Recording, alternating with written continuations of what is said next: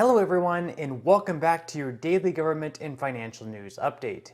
In today's video, we'll be discussing the record high inflation, which is causing many families to resort to measures they haven't needed to before.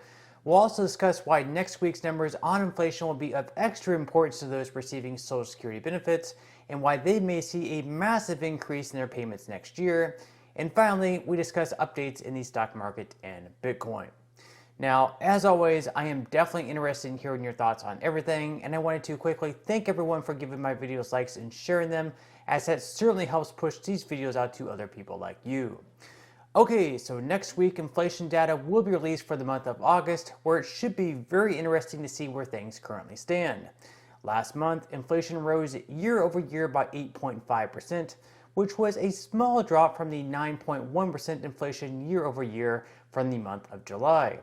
On Thursday, Fed Reserve Chairman Jay Powell said that he is strongly committed to fighting inflation and that he will continue to raise rates to fight it until the job is done. To your question, the message really was that the Fed has and accepts responsibility for price stability, by which we mean 2% inflation over time. That, again, to your question, the longer inflation remains well above target, the greater the risk that the public does begin to see higher inflation as the norm. And that has the capacity to really raise the costs of getting inflation down.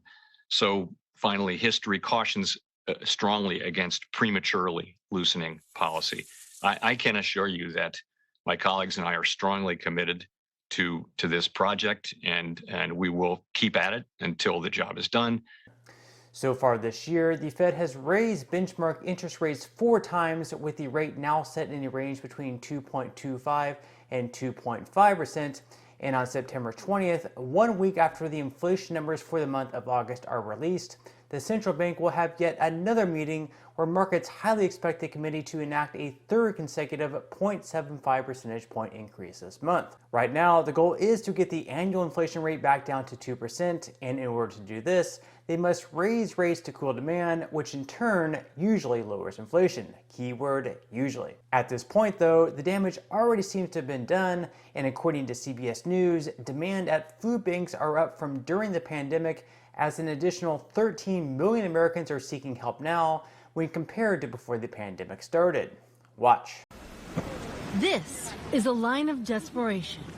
Drivers parked along a busy Dallas road. They're waiting for food. This looks like what we saw a couple of years ago. Unfortunately, it's worse than a couple of years ago. We are serving now at higher levels than we even did at the peak of the pandemic. Trisha Cunningham of the North Texas Food Bank says every giveaway is just as busy. And we're good. As people say, they can't afford groceries. And it's just the basics. It's flour, sugar, eggs, milk. We don't buy cookies, cakes. We don't even have that luxury anymore. As inflation has grown, so has need. 1 in 6 Americans relied on food banks last year. That's 53 million people, compared to 40 million pre-pandemic. Cars were lined up for more than 2 hours before this giveaway even started. Today, there is food for 400 families, but demand will likely exceed that. So while the average American struggles to pay for their groceries and rent, one person definitely not impacted by the higher prices everywhere is the president himself, Joe Biden. In fact, it seems as if the president has been so busy going on vacations that he really hasn't had too much time to notice.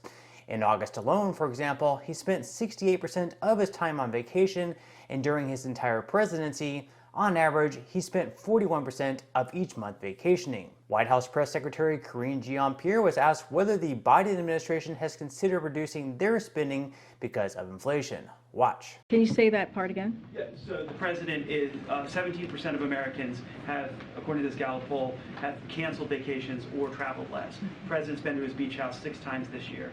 He's been in North and South Carolina on vacation. Has the president himself considered personally reducing his spending because of inflation, or had the administration reduce spending? So can I'll say this.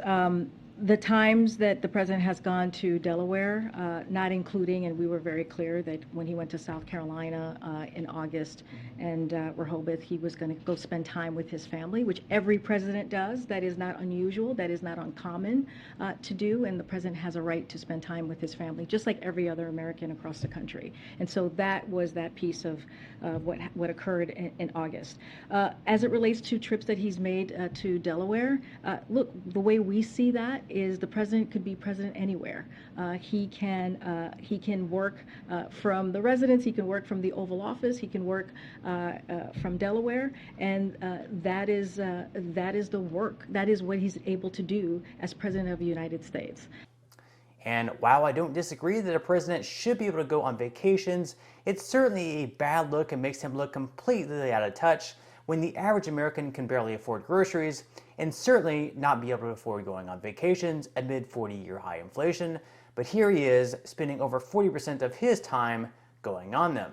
Now, one group of people who are especially going to be interested in the inflation numbers for the month of August are those people receiving Social Security benefits. This is because on October 13th, the Social Security Administration will announce the cost of living adjustment for 2023, where those receiving Social Security benefits learn how much of a boost and pay that they'll be receiving next year. To figure this, they'll take the CPIW for the third quarter, which is July, August, and September for this year, and compare these same numbers to where they were in 2021. Since we obviously already have the numbers from last year and so far July of this year, all that we're currently waiting for are the inflationary data numbers from August and September of this year. And of course, next week we'll have the numbers from August, so then we'll just wait for the numbers for September. Now, as MarketWatch points out, if inflation stays at its July levels in August and September, the cost of living adjustment will end up being 8.9%. However, if the CPIW ends up climbing up another 0.6% in August and another 0.6% in September, the cost of living adjustment for next year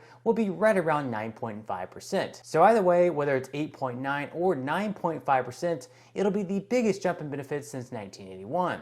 With the Fed continuing to hike interest rates, though, in addition to gas prices being much slower than where they were just a couple months ago, it's hard to see inflation continue to rise much more. So in my opinion at least, the number will be much closer to 8.9 rather than 9.5. But again, next week we will get the inflation numbers for the month of August, which should give us a much better idea. Now, a 9% increase on average would result in a boost of around $150 per month, or an additional $1,800 per year. Now, other than the cost of living adjustment, at some point this fall, Democrats are reportedly expected to, at some point at least, bring the Social Security 2100 Act to the floor for a vote. And even though Nancy Pelosi has already blocked the bill from being voted on once, it is still something that is expected to be voted on before the midterm elections. So between now and November, within the next couple of months, we may see a vote on that bill. And if passed, how it's currently written, those receiving Social Security benefits would see an additional 2% bump in their pay, change the way the cost of living adjustment are calculated to better reflect what seniors pay for, set the new minimum benefit at 25% above the poverty line, as well as many other provisions. Like many other bills, these increased provisions would only last for 5 years before needing to be renewed again though, which of course they do hope that they will be made permanent over time. But again, I would expect that this bill is going to be voted on before the midterm elections, just because this is usually the time of the year where you usually see the most action taking place to bribe voters, when nothing at all is usually done in other parts of the year. So just recently we had President Biden forgiving up to $20,000 worth of student loans. Next, we'll probably see this bill passed, but let's keep our eyes and ears open for that.